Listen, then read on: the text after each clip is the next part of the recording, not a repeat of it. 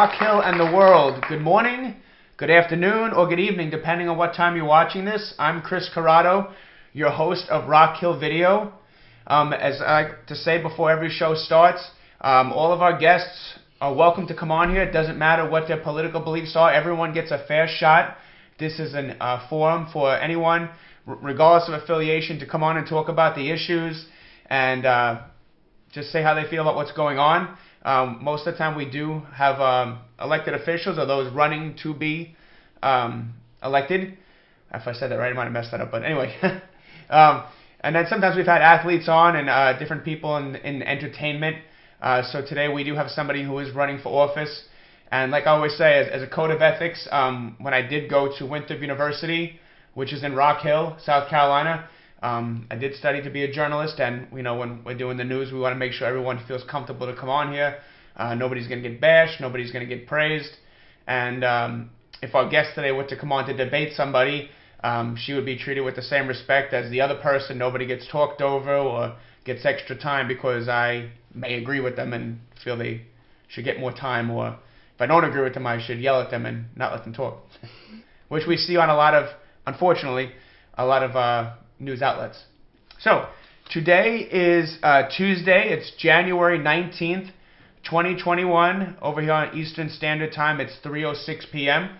And our guest today is Kim Ruff. So Kim, thank you. Thanks for having me on. Absolutely. So Kim, what would you like to share about early life, upbringing, family life for our viewers? Sure. Okay. I am born and raised in Arizona. I'm from Phoenix originally.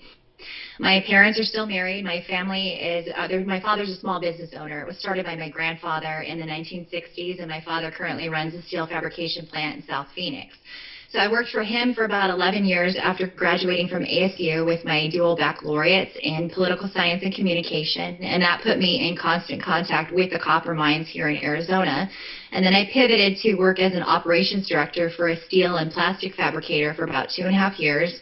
And then most recently, I was an estimator for a nationwide structural steel fabricator. So I have a lot of experience working in fabrication and manufacturing, and then of course being in one particular aspect of that supply chain. In terms of my political affiliation, I changed political parties in 2005. I actually was a member of the Republican Party. It was just kind of a thing because my folks were, so it's, you sort of just end up being what your parents are, but seeing their response to the attacks on the World Trade Center and how they chose to use that as justification to go back into Iraq and then start the war in Afghanistan, which at this point now has lasted longer than Vietnam, was a huge reason for my choosing to jump ship and become a libertarian. But I didn't get involved until about 2009 after I graduated from ASU, and I've done a variety of roles since then. I've worked in intra-party politics, sitting on committees, being an officer in various groups or caucuses or county affiliates, and then most recently I ran for president. I was one of the candidates seeking the Libertarian Party's nomination for president in 2020 before withdrawing early in January of last year, and now I am running for Arizona State Mine Inspector. So that's a little bit of my background. Wow, okay. I didn't even know that you had thought about making a run for the president. Okay, that's awesome. Is that something you think you might try again? At present, I'm going to say no. I mean, it really just depends because we're talking about 3.5 years from now, and it really would behoove anyone who's seriously going to make a stab for that role that they hit the ground running now, because you really have to build up the infrastructure and momentum, which we did. But given the volume of topics that you have to talk about and really be a subject matter expert on, I don't know that I would feel comfortable doing it again. At the time, it was primarily focused on education, and a lot of what we discussed was strictly in the scope of office. So, if somebody asked us about abortion per se, I could tell them my opinion on it, but in terms of whether or not the president deals with it, the president doesn't. So I would be very, very hesitant to do it again. It's a huge undertaking and something that any candidate that we support really needs to be prepared to do and go all the way. And, I was at the time, but then some circumstances had changed in my life, and that led me to withdrawing early. Rather than clog up or clutter the race, because of vanity, I figured it would behoove me to step back and allow the other very good candidates to go forward and get the support of the base. Okay. So you live out in Arizona. It sounds like you've pretty much lived all your life out there. Is that what I heard?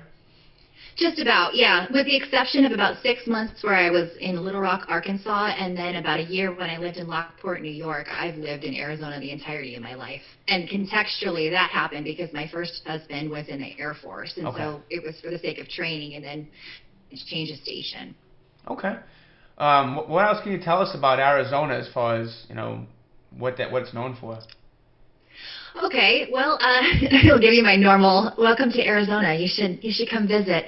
So a lot of people labor under the misapprehension that all of Arizona is essentially a desert and that we get temperatures up to 120 degrees, which is sort of true. In central and southern Arizona, we have the Sonoran Desert, and we do indeed get really high temperatures. It is very arid, but the Sonoran Desert is quite lovely. And it is but one portion of our overall state. We actually have 7 different climate zones ranging from low desert to tundra, including, we've got the Grand Canyon, Canyon de Chelly, petrified forest.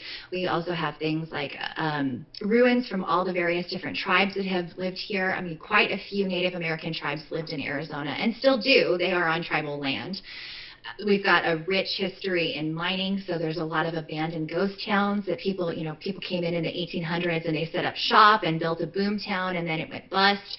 So we've got a lot of those abandoned towns. It's just beautiful. And anybody who is a big traveler, likes to go hiking, and particularly enjoys road trips, Arizona is a fantastic state. And we do have water, people. We do have water. Some of our areas are suffering from a 2,300-year drought. I mean, it is pretty bad. We do have certain places like Goodyear, for example, and El Mirage. Those cities are building out, and they're very dependent on our water supply here in central Arizona, which is brought in through the Colorado River, the Salt River as well, and then we use a lot of irrigation to get it around. But we also have Lake Havasu, which is essentially a beach. I mean, it's a lake, but it has a sandy beach, and then we've got a bunch of other lakes as well, and rivers and tributaries. So we have a lot of variety in our state. Got it. Okay.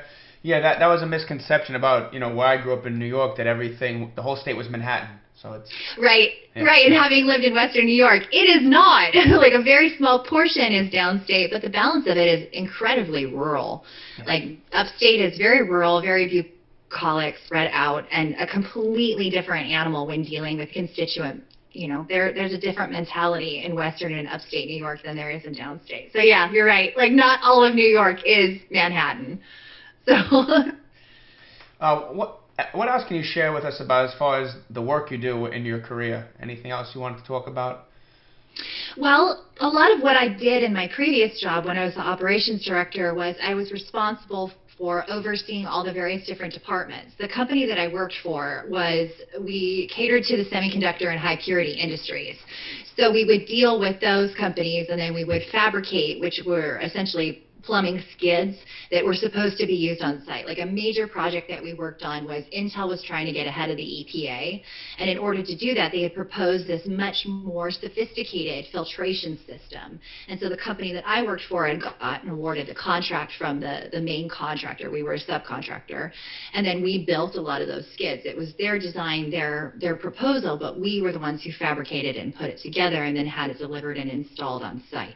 So I worked with the salespeople in terms of tracking what they were doing, seeing where they were on the sales pipeline. I worked with our design team to make sure that their designs matched the plumbing and instrument diagrams that were supplied by the contractor so that we were in compliance. I also oversaw safety issues, which dovetails perfectly into the role that I'm seeking. Dealt with contracts, reviewing contracts and collaborating with lawyers on that as well, putting together a production schedule and making sure that what we built was on time and correct. So a lot of moving parts, but yeah, it was very good. It was an enjoyable job for sure. I definitely.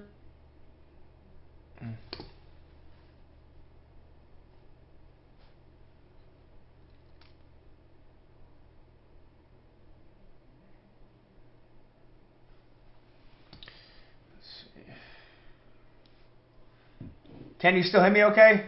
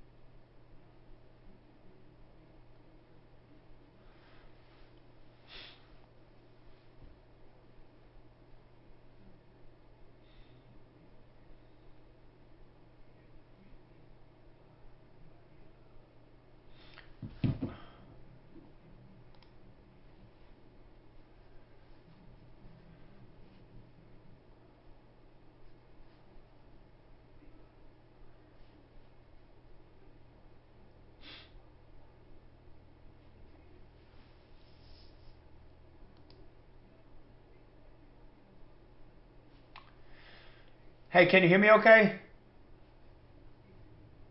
Oh. Connection issues.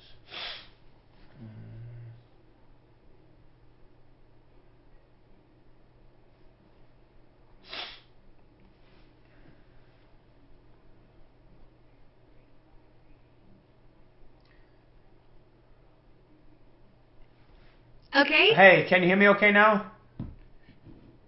Uh-oh. Shoot.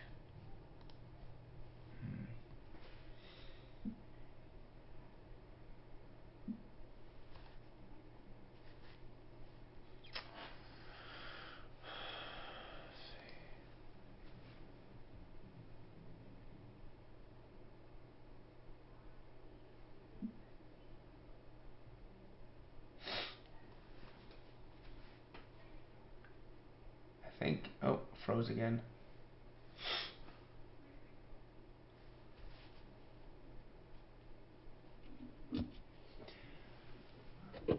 I can hear you now.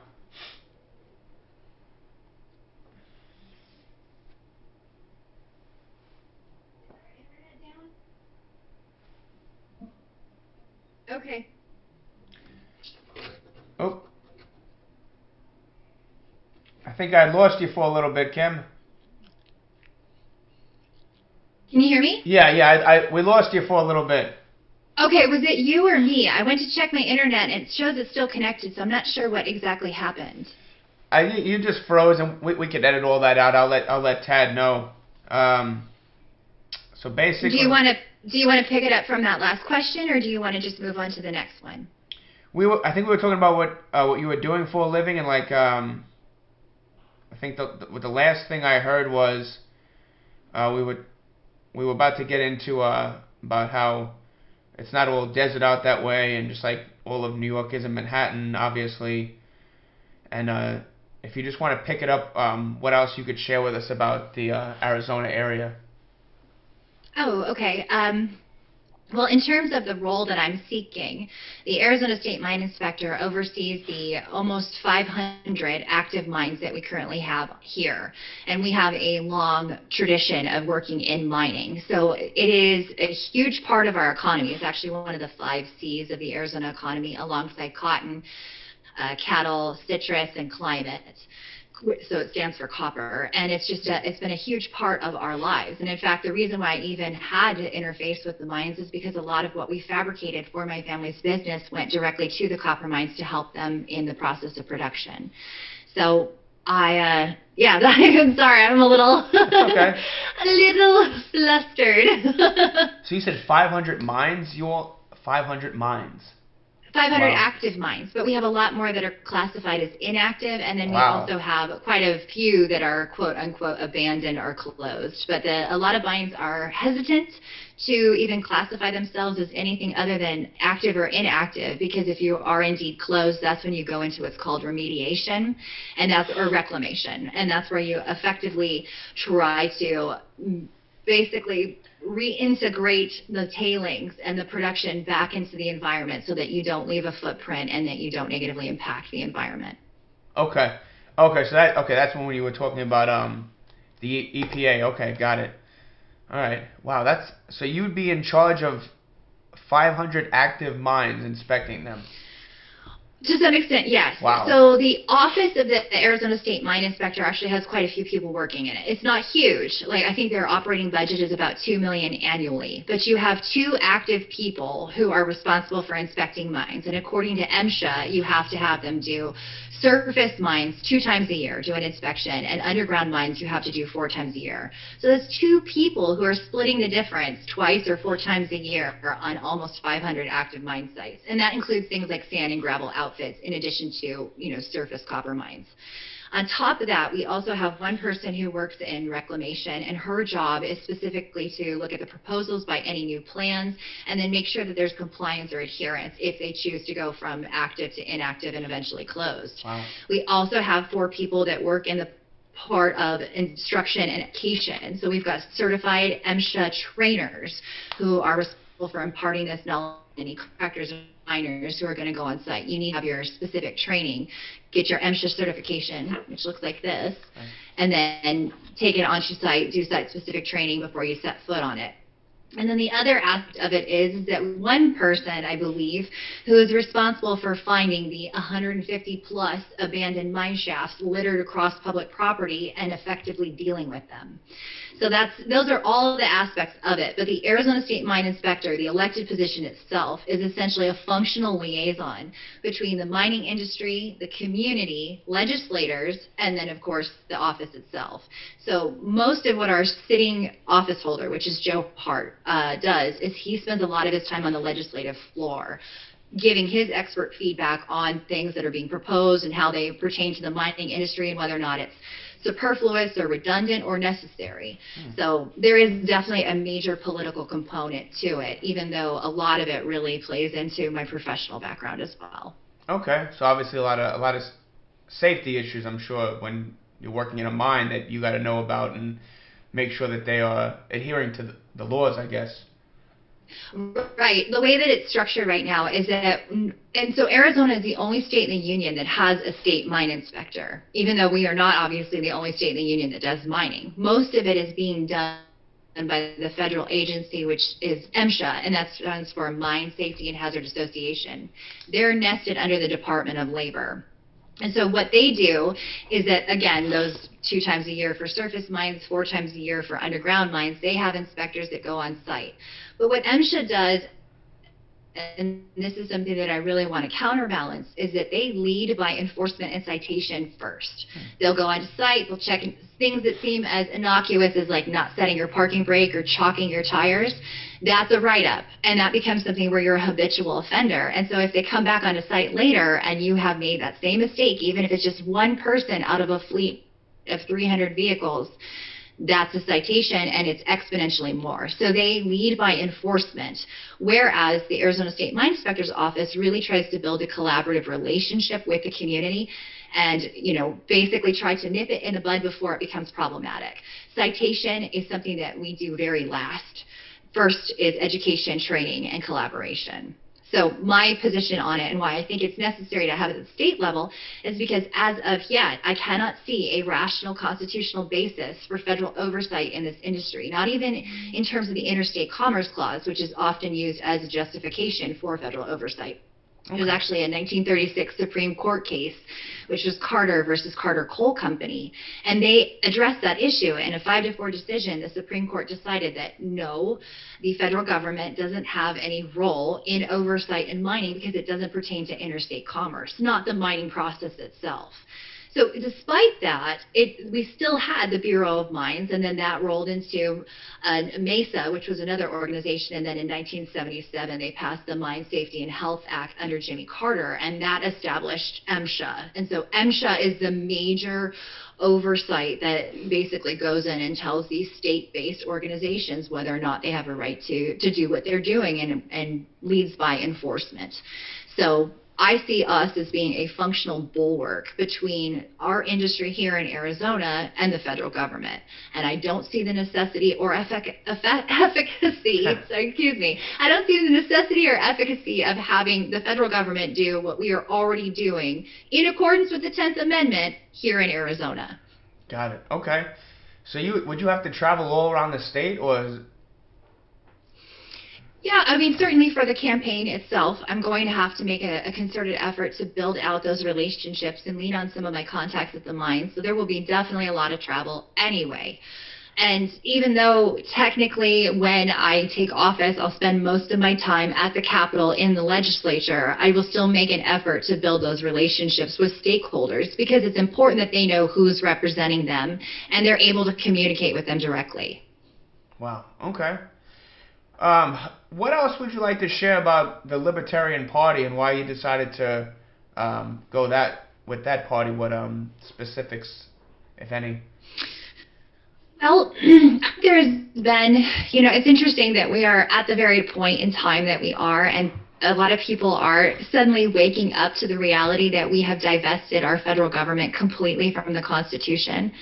But the reason why I even got involved in this in the first place is because I saw that there was gross overreach of governmental agencies, both on the local, state, and federal level, and that it was important that we remember what our foundational principles were as a country, and we adhered to those founding documents, because this is the government's covenant with the people. Like, we will only do these things and we won't do anything else. Everything else should be reserved for, 10th Amendment to state powers, and then, of course, most and primarily are going to be the individuals first.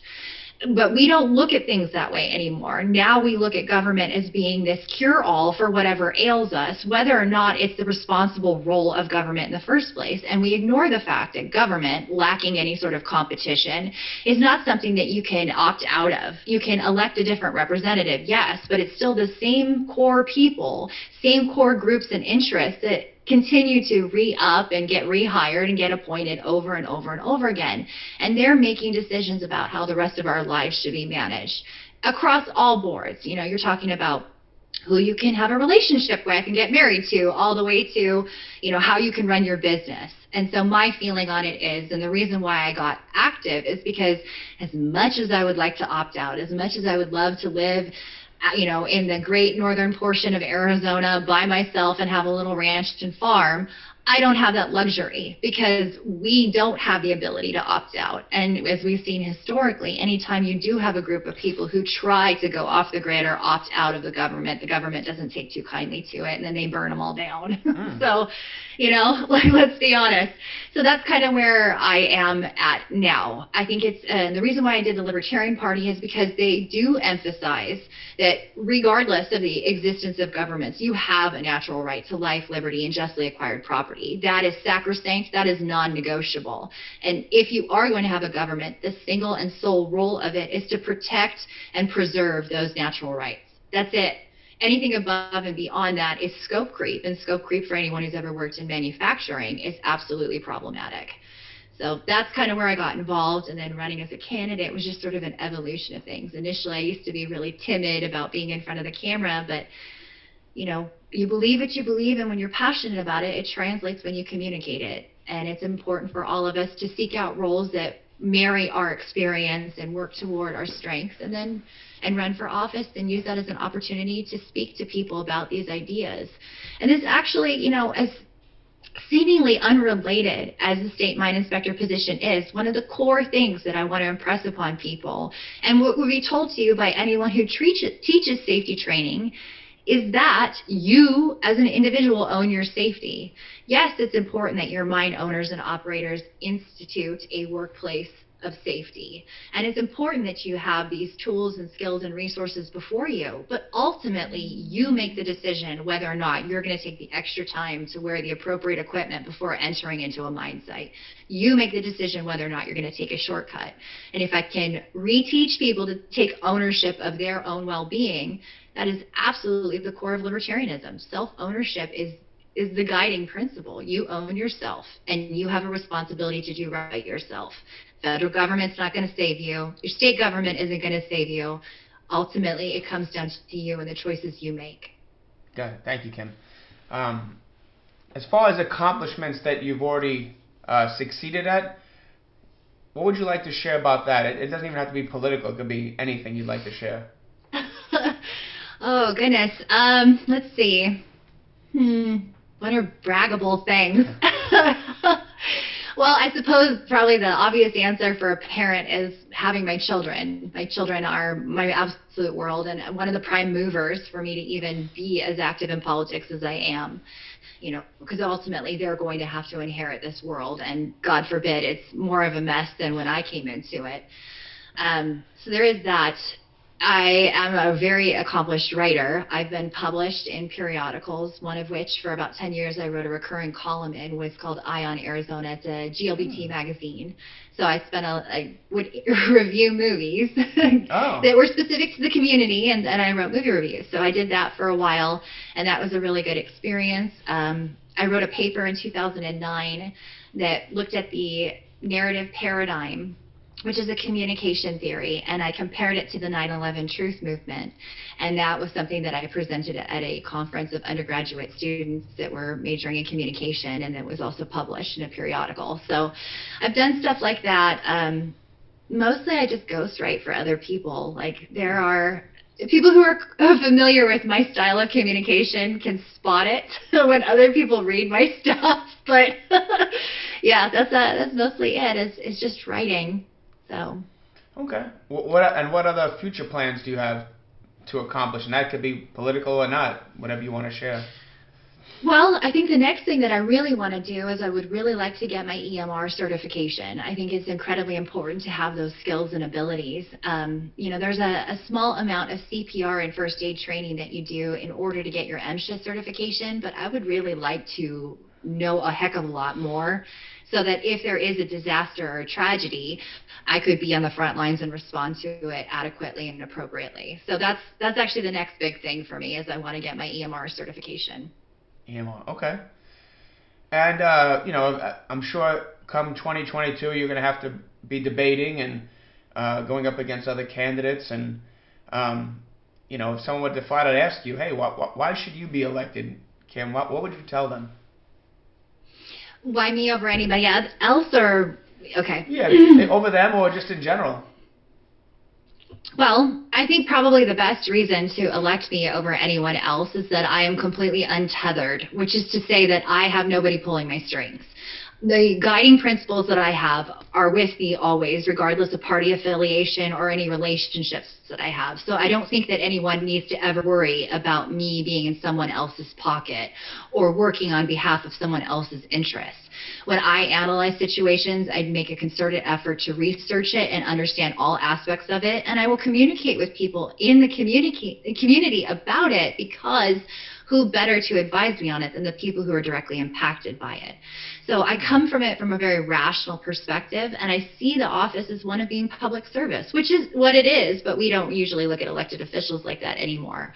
The constituents of Arizona, if they choose to elect me, I represent them and their interests just as much as I represent the interest of mine owners and operators, as well as miners themselves. And so everything that I do is from that framework and is done with them in mind.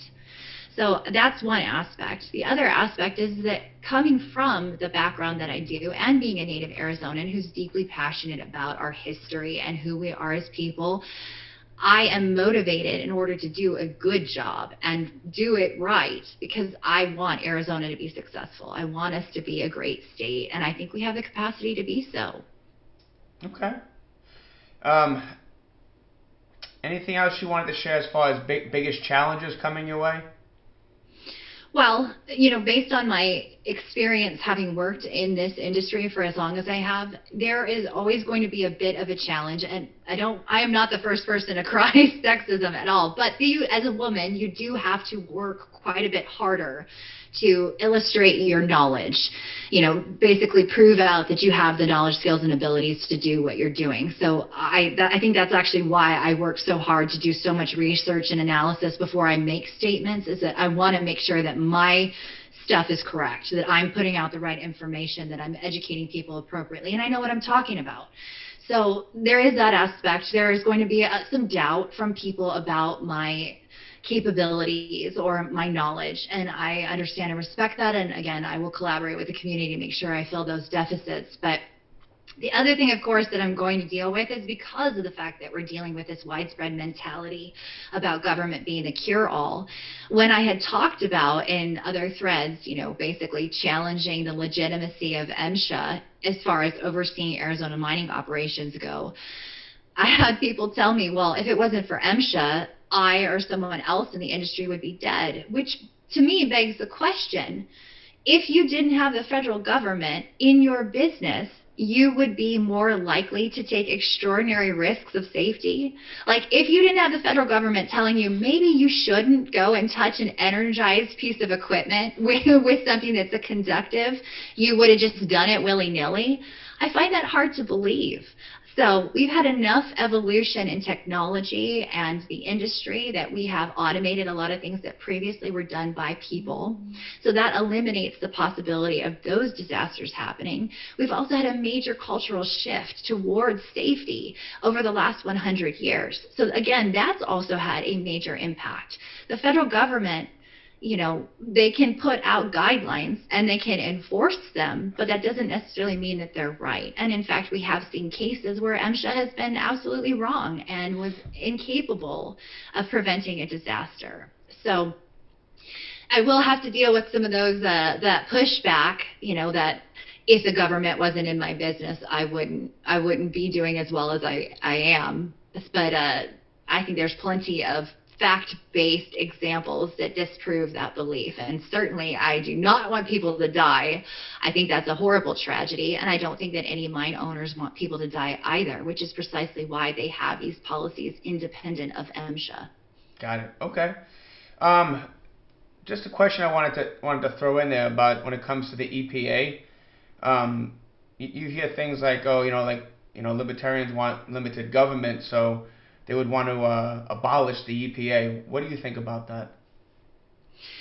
Well, I think ultimately that is something that we should do. I think probably one of the more rational ways of handling it is kind of how we've done in Arizona with this role in response to MSHA. Now, granted, we predate it by about 65 years. We were codified in our Constitution in 1912, whereas MSHA itself didn't exist until 1977.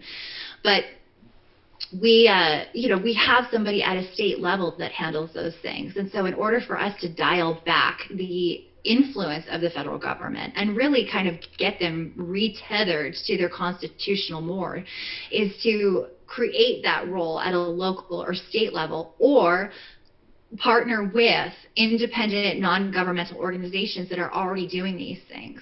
There are quite possibly 501c3 nonprofits that are engaging in education and training wholly independent of these elected offices.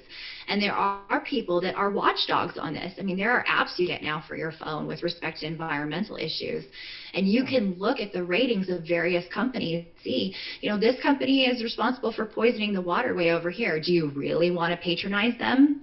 And then have everyone become an educated consumer and vote with their wallet as opposed to, going to the ballot box to make it happen. I think that there's absolutely a free market solution. And the advent of technology has really allowed us to bridge that gap a heck of a lot more than we could 100 years ago. Got it. Thank you. So Kim, and once again, this could be politically or just in general, what do you want people to know about you? Who are you? Well, okay. What do I want them to know about me?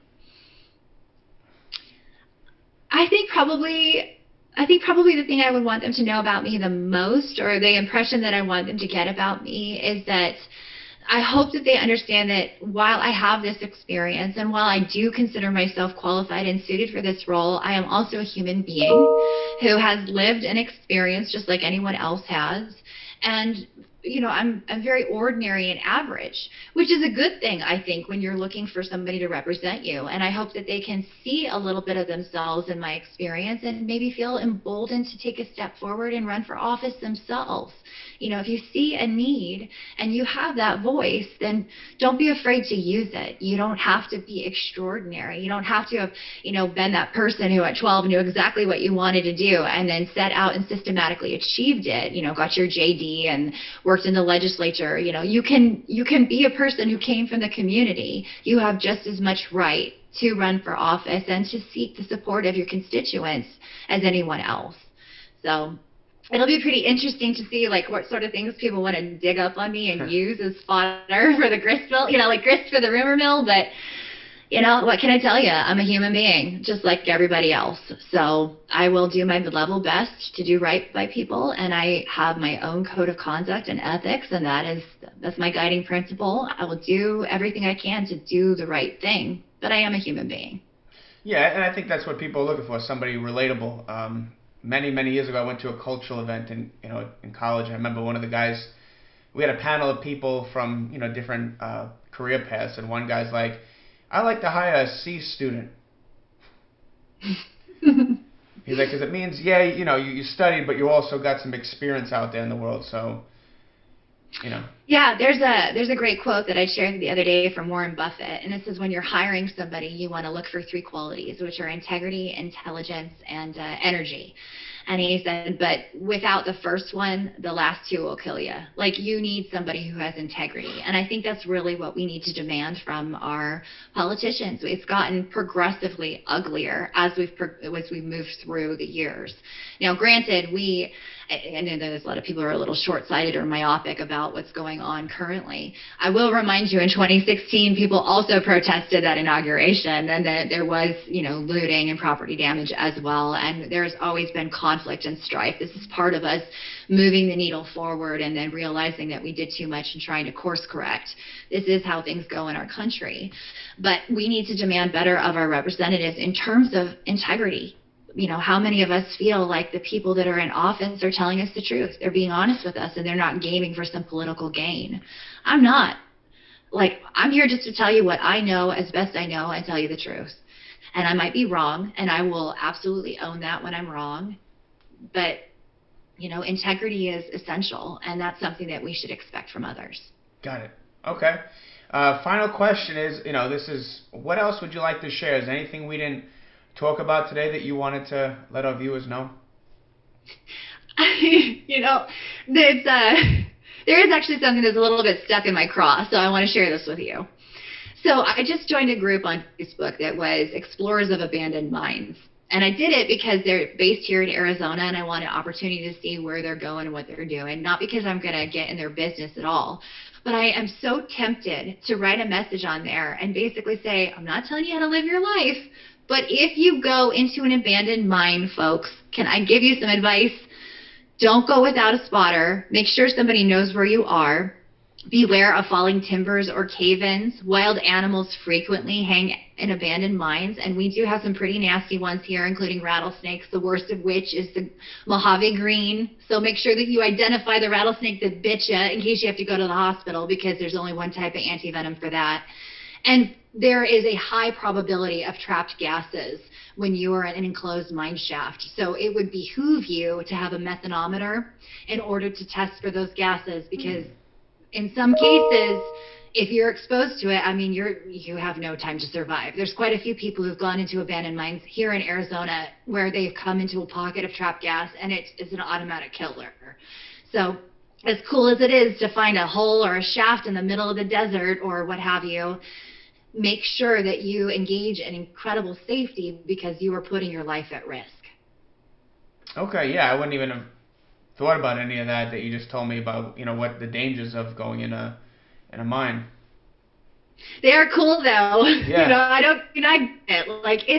There are plenty of times where I've gone out hiking, in the state or National Forest Service area, and I'll find them, and I'm just like, that's awesome, because I'm such a junkie for mining and rock hounds and all that stuff. So I get it. I get the intrigue, and it is part of our past, but it is also a great danger, and people need to be cognizant of that. We've had too many people die as a result of having played in abandoned mine shafts, and it's an unnecessary loss. It could be easily prevented.